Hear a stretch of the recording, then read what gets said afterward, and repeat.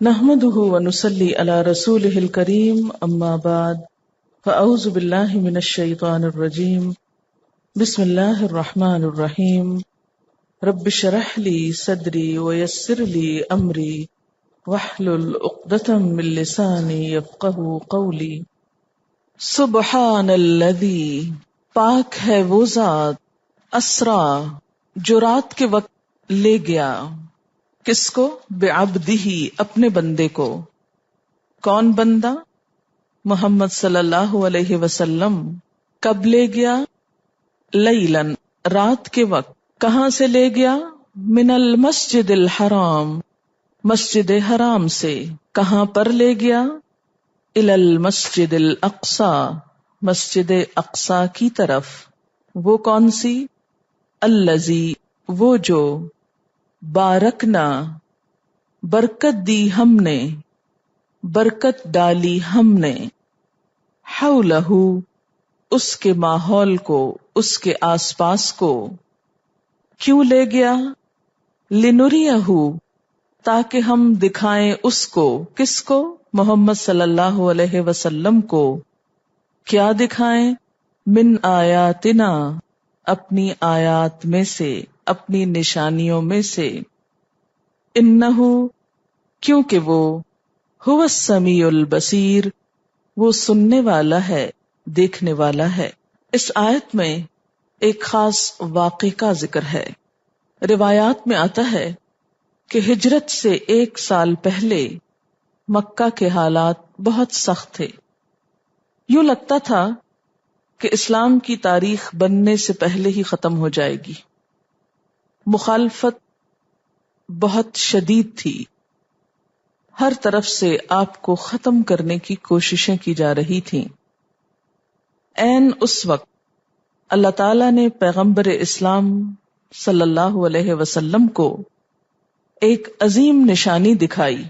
یہ نشانی دراصل اس بات کا اعلان بھی تھی کہ جو دین آپ صلی اللہ علیہ وسلم کو دے کر بھیجا گیا ہے، اللہ تعالیٰ اپنی قدرت کے ساتھ اس دین کی تکمیل کرے گا، اور ایسے حالات سازگار کر دیے جائیں گے کہ یہ مشن تا قیامت جاری رہے. ہوا کچھ یوں کہ اللہ تعالیٰ اپنے خصوصی اہتمام کے ساتھ نبی صلی اللہ علیہ وسلم کو مکہ سے یعنی مسجد حرام سے مسجد اقصی یعنی فلسطین کی طرف لے گئے.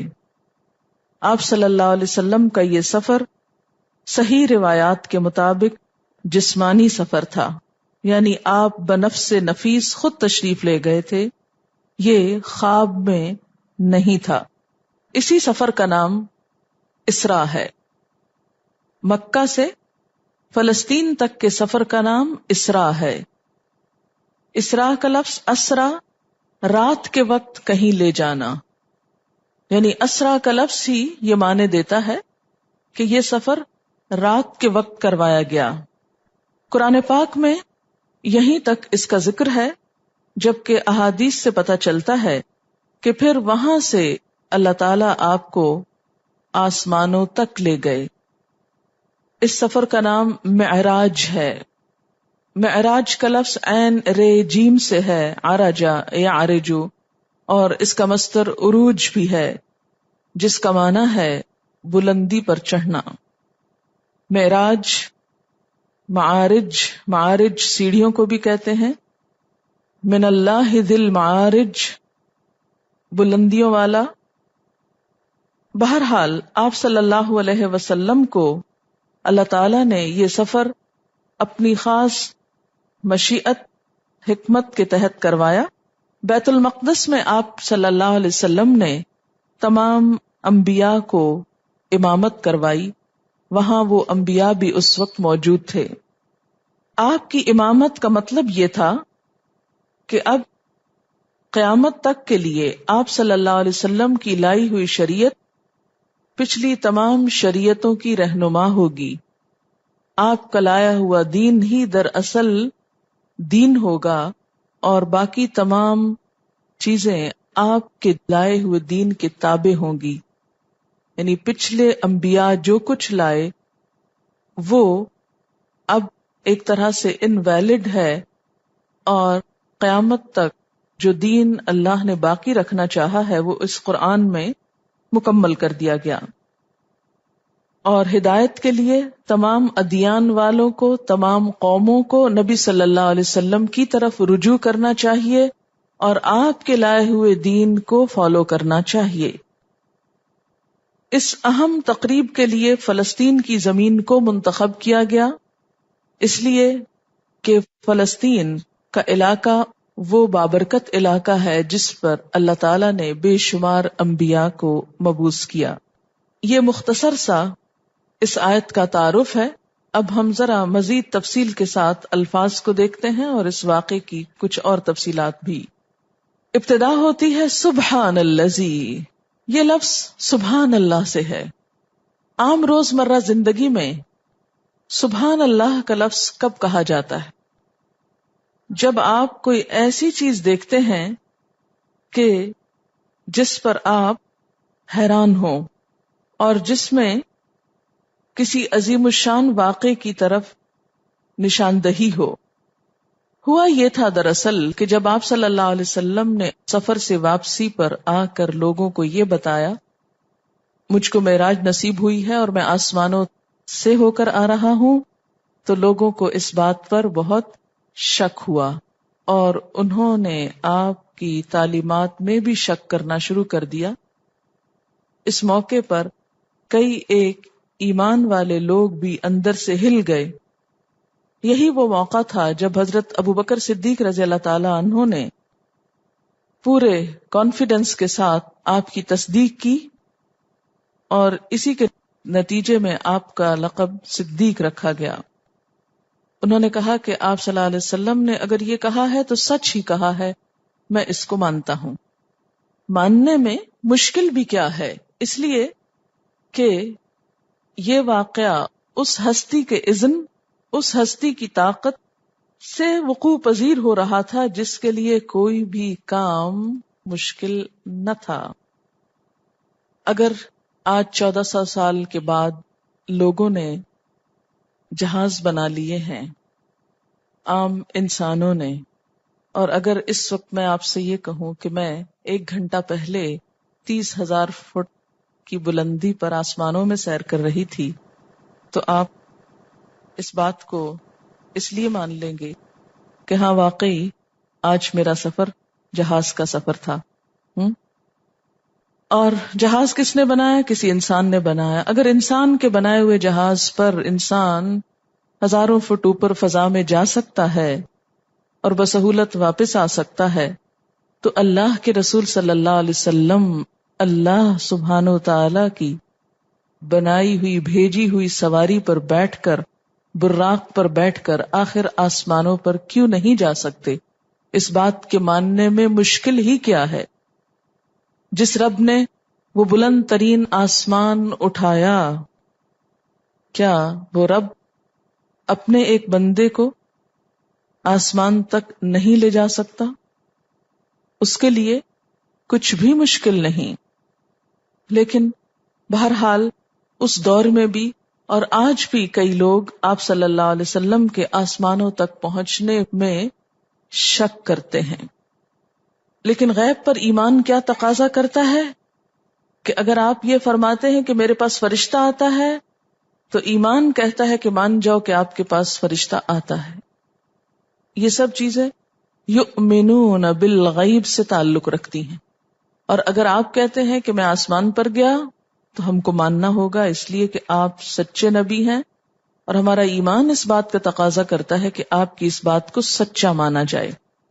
بہرحال یہ واقعہ ایک عظیم الشان واقعہ تھا، اسی لیے اس کا آغاز ہو رہا ہے سبحان الذی. پاک ہے وہ ذات، کس سے؟ ہر عیب سے، ہر کمزوری سے، ہر نقص سے. سبحان الذی اسرا، جو رات کے وقت لے گیا، بعبدہ، اپنے بندے کو. لیلاً، تاکید کے لیے دوبارہ رات کا لفظ آیا. من المسجد الحرام، یعنی مکہ سے، الی المسجد الاقصی. مسجد حرام کو مسجد حرام کیوں کہا جاتا ہے؟ اس لیے کہ یہ حرمت والی جگہ ہے جہاں پر کسی انسان کا، کسی جانور کا خون بہانا، شکار کرنا، درختوں کو کاٹنا، اس کے آس پاس کے علاقے میں بھی ایک مخصوص ایریے تک یہ سب کچھ منع ہے. یعنی حرمت والی جگہ ہے جہاں عزت، جان، مال، ہر چیز حرام ہے دوسروں پر. جو بھی یہاں داخل ہو، من دخلہ کان آمنا، جو یہاں داخل ہو جائے وہ امن میں آ جاتا ہے. الی المسجد الاقصی، مسجد اقصی کی طرف. مسجد اقصی، اقصی کا لفظ ہے دور کی مسجد. آپ پیچھے پڑھ چکے ہیں بالعدوۃ القصوی، قاف صاد واو یہ قصوی. قصوی کا بھی کیا معنی تھا؟ دور کے کنارے پر. وہ دور کے کنارے پر تھے یا دوسرے کنارے پر تھے. تو مسجد اقصی سے مراد وہ مسجد جو مکہ سے دور تھی. مکہ سے القدس کی مسافت 40 راتوں کی ہے. یعنی اگر آپ صلی اللہ علیہ وسلم کے زمانے میں کوئی شخص اس بات کا ارادہ کرے کہ وہ مکہ سے بیت المقدس جائے تو اس کو اونٹ پر بیٹھ کر وہاں جانے کے لیے کیا درکار تھا؟ 40 راتوں کا سفر. تو اس لیے مکہ والے اس کو کیا نام دیتے تھے؟ مسجد اقصی، دور والی مسجد. الذی بارکنا حولہ، جس کے آس پاس میں ہم نے بہت برکتیں رکھ دی ہیں. یعنی برکتیں کس لحاظ سے کہ اس کی زمین بھی بہت بابرکت ہے، قدرتی نہروں کی زمین ہے، پھلوں کی کثرت اور فراوانی ہے، انبیاء کی اکثریت کا مسکن اور مدفن ہے، یعنی دفن بھی وہیں ہوئے ہیں بہت سارے انبیاء. لنریہ، تاکہ ہم آپ کو دکھائیں. کیا دکھائیں؟ من آیاتنا، اپنی نشانیوں میں سے. وہ کون سی نشانیاں تھیں جو آپ صلی اللہ علیہ وسلم نے اس رات میں دیکھی؟ ان کے بارے میں تھوڑا سا ہم تفصیل سے ذرا دیکھیں گے ابھی واقعہ. انہ هو السمیع البصیر، بے شک وہ سننے والا ہے، دیکھنے والا. یہ کیوں کہا گیا کہ وہ سن رہا ہے؟ جو کچھ لوگ اس خاص واقعے پہ تبصرے کر رہے ہیں، اس کے بارے میں شک کر رہے ہیں، وہ سب کو سن رہا ہے، دیکھ رہا ہے، جانتا ہے کہ کون کس حال میں ہے. یہ واقعہ جس کا اس آیت میں ذکر ہے معراج اور اسراء کے نام سے مشہور ہے. اس واقعے کے راویوں کی تعداد صحابہ میں سے 25 ہے، یعنی 25 صحابہ اس کا ذکر کرتے ہیں. ان میں سے مفصل ترین روایات حضرت انس بن مالک، حضرت مالک بن صعصع، حضرت ابو ذر غفاری، حضرت ابو ہریرہ سے مروی ہیں. ان کے علاوہ حضرت عمر، حضرت علی، حضرت عبداللہ بن مسعود، حضرت عبداللہ بن عباس، حضرت ابو سعید خدری، حضرت حذیفہ بن یمان، حضرت عائشہ اور دوسرے متعدد صحابہ نے بھی اس کے بعض اجزاء بیان کیے ہیں رضی اللہ تعالی عنہم اجمعین. حدیث میں جو تفصیلات آئی ہیں ان کا خلاصہ یہ ہے کہ رات کے وقت جبریل علیہ السلام آپ کو اٹھا کر مسجد حرام سے مسجد اقصی تک براق پر لے گئے. براق کیا چیز تھی؟ براق کا لفظ برق سے ہے. کہا جاتا ہے کہ وہ ایک جانور تھا، اور جانور سے شاید اس لیے بھی تشبیہ دی گئی ہو کہ اس دور میں جانور ہی سواری کے لیے استعمال کیے جاتے تھے. لیکن براق کیوں کہا گیا برق سے؟ کہ اس کی رفتار بجلی کی رفتار کی طرح تھی. جیسے بجلی یا روشنی کی رفتار ہے، مثلا 1 سیکنڈ میں 3 لاکھ کلومیٹر، 1,86,000 میل یا 3 لاکھ کلومیٹر سفر کرتی ہے. آپ دیکھیے کہ یہاں پر بہت دلچسپ بات ہے نا، اسرا بعبدہ لیلاً، پوری رات بھی نہیں، رات کا بھی ایک حصہ، ساری رات کا سفر نہیں تھا. اللہ تعالیٰ جب اپنے بندے کو لے گیا تو کس طرح لے گیا؟ لیلاً، اسم نکرہ ہے، پڑھ چکے نا اسم نکرہ. تو نکرہ میں کیا آتا ہے؟ یعنی ایک حصہ، تھوڑا سا، کچھ، کوئی، سم. نکرہ کے معنوں میں سم کا آتا نا. تو آپ خود سوچیں کہ اگر براق پر آپ تشریف لے گئے تھے اور براق برق سے ہو، اور برق بجلی کو کہیں، اور بجلی سے جو لائٹ پروڈیوس ہوتی ہے وہ لائٹ کا سفر کیا ہوتا ہے؟ 1 سیکنڈ میں آپ یہاں سے وہاں جا سکتے ہیں، کچھ بھی مشکل نہیں. یہ مشکل ہم کو لگتی ہے نا کہ ابھی انسانوں کے پاس ایسے سفر کرنے کے لیے اور اتنے فاصلے طے کرنے کے لیے سواریاں نہیں ہیں. اللہ تعالیٰ کے لیے کچھ بھی مشکل نہیں. اور پھر وہاں سے آسمان تک، اور پھر واپس بھی آ گئے۔ آپ نے انبیاء کے ساتھ نماز ادا کی، اب آپ کہیں گے وہ تو سب فوت ہو چکے تو کیسے ادا کی؟ اللہ تعالیٰ کے لیے کیا مشکل ہے کہ کسی بھی انسان کو جب چاہے مار دے، جب چاہے زندہ کر لے، اور جب چاہے اس کو جسم دے دے، جب چاہے وہ واپس لے لے، چیزوں کو جوڑ دے، چیزوں کو الگ کر دے۔ یہ سب سوال اس وقت پیدا ہوتے ہیں جب ہم کو اللہ کی قدرت پر یقین نہیں ہوتا، پھر ہم شک کرنے لگتے ہیں یہ کیسے، وہ کیسے۔ آپ دیکھیں کہ آج کے دور میں آپ ایک بٹن ٹچ کرتے ہیں ریموٹ کنٹرول کا اور وہاں ایک دنیا نظر آنے لگتی ہے ٹیلی ویژن کی اسکرین پر۔ تو 1400 سال پہلے اگر کوئی یہ کہتا کہ آپ ایک ٹچ سسٹم سے بالکل دوسری دنیا کی تصویریں دیکھ سکتے ہیں تو کوئی نہ مانتا۔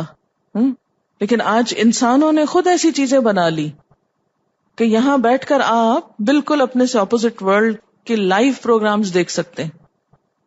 تو نبی صلی اللہ علیہ وسلم کے لیے آخر کیا مشکل تھی کہ اللہ کے کن کہنے سے وہ ان میں سے کوئی بھی کام نہ کر سکتے۔ بہرحال جو ہمیں بتایا گیا ہم اس کو مانتے ہیں، آمنا و صدقنا، ہم ایمان لائے اور ہم نے تصدیق کی۔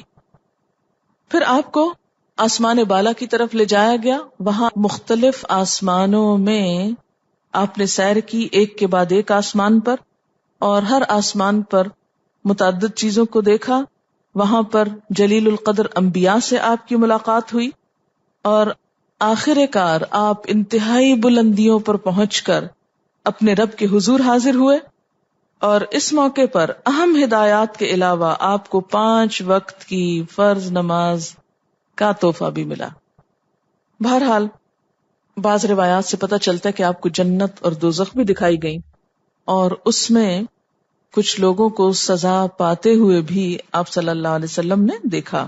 جب آپ نے لوگوں سے یہ سب باتیں ذکر کی تو کفار مکہ نے اس کا بہت مذاق اڑایا، اور مسلمانوں میں سے بھی بعض کے ایمان متزلزل ہو گئے۔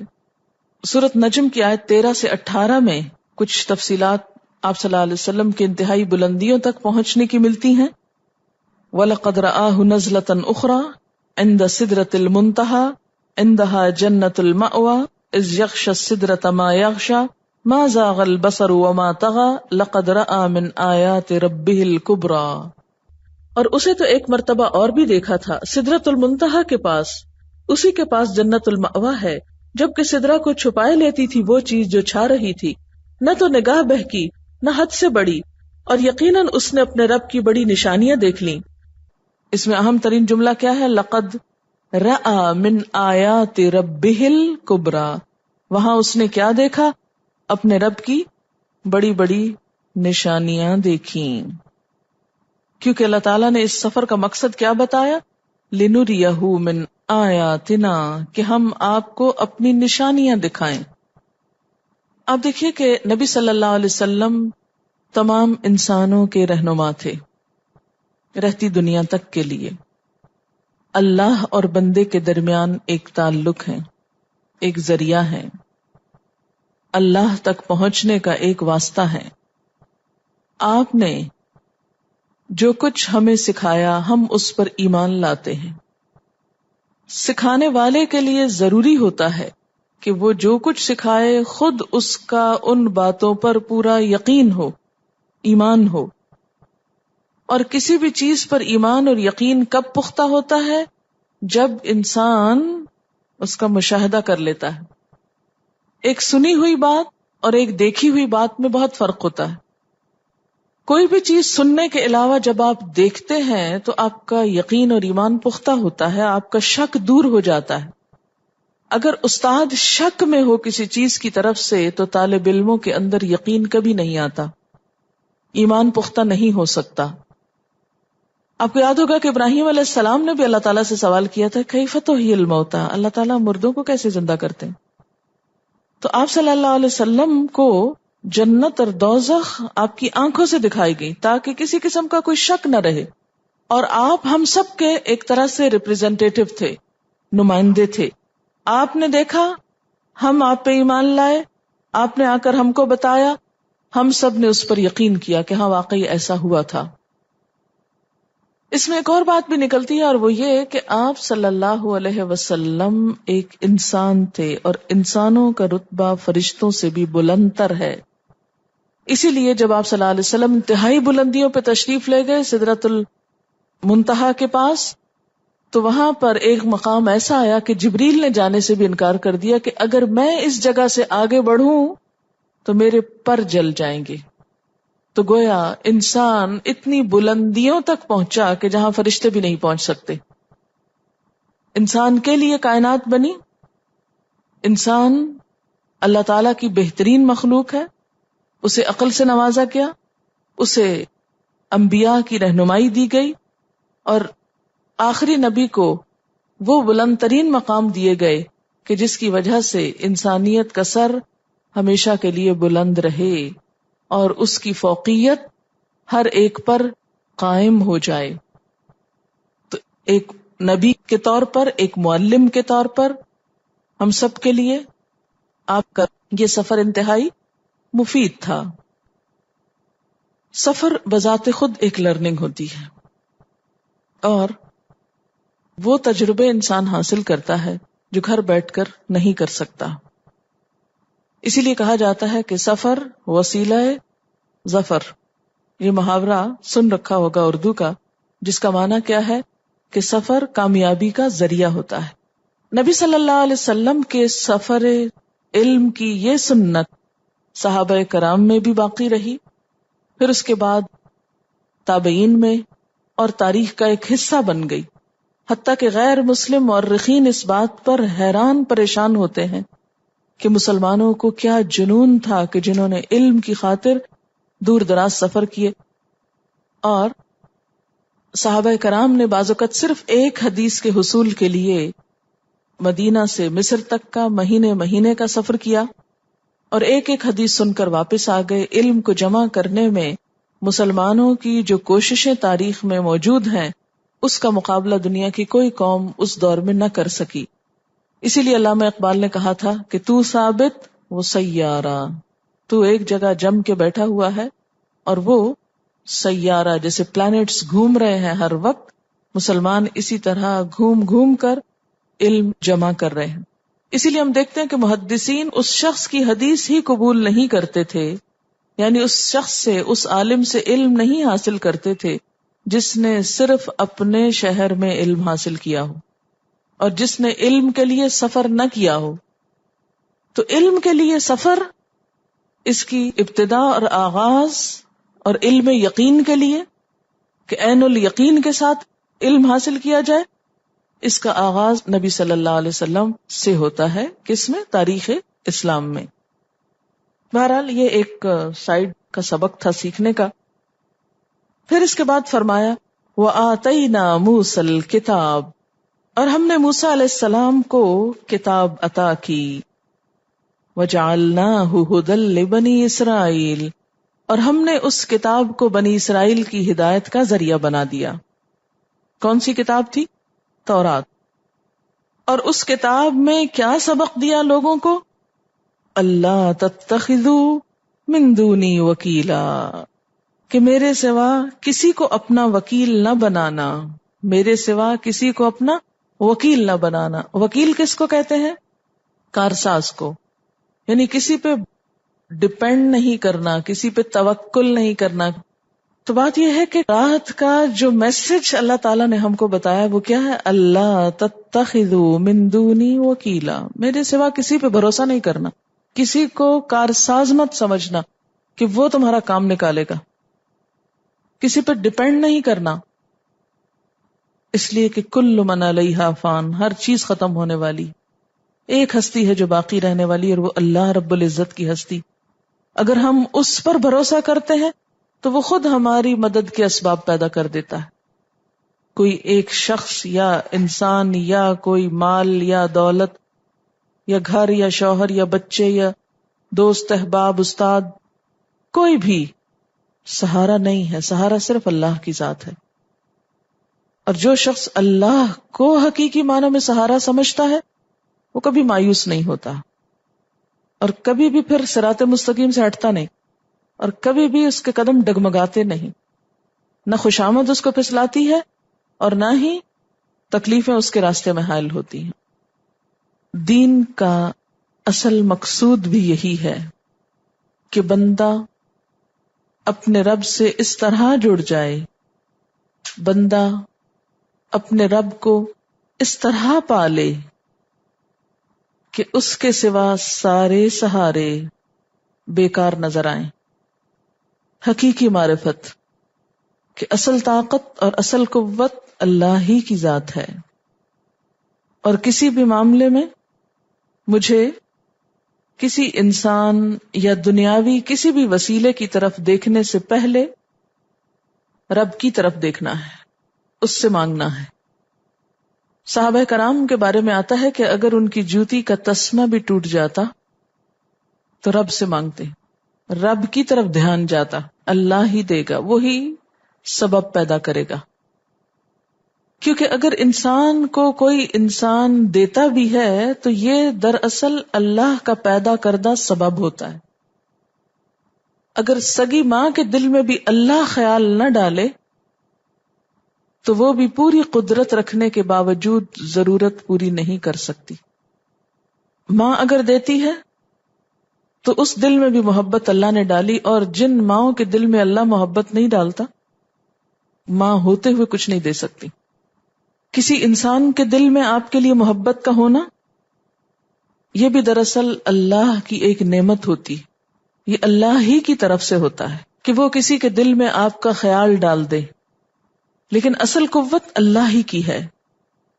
تو صحیح توحید کا عقیدہ کیا ہے؟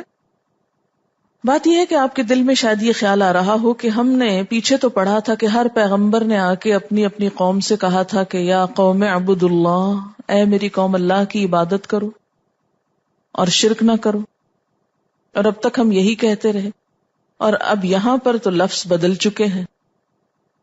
تو دیکھیے کہ لفظ ضرور بدلے ہیں، مفہوم اور روح ایک ہی ہے۔ وہاں سمپل سادے الفاظ میں عبادت کی دعوت دی گئی ہے، یہاں عبادت کی روح بتا دی گئی ہے۔ جب انسان سجدے میں پڑھتا ہے، نماز پڑھتا ہے یا دعا مانگتا ہے، عبادت کی یہی بڑی بڑی قسمیں ہیں۔ تو جب یہ دعا ہم کرتے ہیں یا عبادت کرتے ہیں تو دراصل ہم پوری طرح اس کی طرف یکسو ہو جاتے ہیں کہ صرف تو ہے اب، اور بس تو۔ اسی لیے منع کیا گیا نا کہ اللہ کے علاوہ کسی اور کے آگے سجدہ نہ کرو، اللہ کے علاوہ کسی اور کے آگے ہاتھ نہ پھیلاؤ، ایاک نعبد و ایاک نستعین۔ لہذا دین کی اصل روح کیا ہے کہ اللہ کے سوا کسی کو بھروسے کے لائق نہ سمجھا جائے۔ اللہ تتخذوا من دونی وکیلا، اور جو شخص اللہ پہ بھروسہ کرنا نہیں جانتا وہ دنیا اور آخرت دونوں میں خسارے میں ہے۔ کیوں؟ اس لیے کہ دنیا میں بھی اگر انسان کبھی ایک چیز کے اوپر سہارا لیتا ہے اور وہ اس کو مایوس کر جاتا ہے، پھر دوسرے کے اوپر سہارا لیتا ہے وہ مایوس کر جاتا ہے، پھر تیسرے پہ لیتا ہے وہ مایوس کر جاتا ہے۔ کبھی انسان اپنی صحت پر سہارا لیتا ہے کہ میں بہت صحت مند ہوں، بہت قابل ہوں، کبھی اپنی ذہانت کو قابل بھروسہ سمجھتا ہے، اپنی عقل کو، تو کیا ہوتا ہے وقت کے ساتھ ساتھ سب سہارے چھوڑ جاتے ہیں، اور بسا اوقات عین موقع پر انسان وہ بات بھول جاتا ہے جو اسے یاد رکھنی چاہیے۔ وہی ہماری یادداشت، میموری، ذہانت، عقل مندی، وہ سب فیل ہو جاتے ہیں ایٹ ٹائمز۔ صحت بگڑتے بھی دیر نہیں لگتی۔ تو ذاتی زندگی میں بھی ان تمام چیزوں کے بارے میں ہمارا تصور کیا ہونا چاہیے کہ یہ اللہ کی نعمتیں ہیں جو اس نے ہمیں دی ہیں۔ اصل قوت وہ ہے، یہ چیزیں اس وقت تک مجھے فائدہ دیں گی جب تک وہ چاہے گا، وہ نہیں چاہے گا تو ان میں سے کوئی بھی چیز کارآمد نہیں۔ اور اسی طرح اجتماعی زندگی میں اور آخرت کے معاملے میں بھی کہ وہ چاہے گا تو بخشے گا، اسی کے سہارے میں پار لگوں گا۔ اور دین کی دعوت یا تبلیغ کے معاملے میں بھی نہ اپنے علم پر بھروسہ کرنا چاہیے، نہ اپنی قابلیت پر، نہ ذہانت اور لیاقت پر، اور نہ ہی مال و دولت پر، اور نہ ہی انسانوں پر۔ یہ تمام چیزیں اللہ کی نعمتیں ہیں، احسان ہیں جن پر اس کا شکر ادا کرنا چاہیے، لیکن اصل چیز اللہ کی ذات ہے۔ وآخر دعوانا ان الحمد للہ رب العالمین۔ سبحانک اللہم وبحمدک نشہد ان لا الہ الا انت نستغفرک ونتوب الیک۔ السلام علیکم ورحمۃ اللہ وبرکاتہ.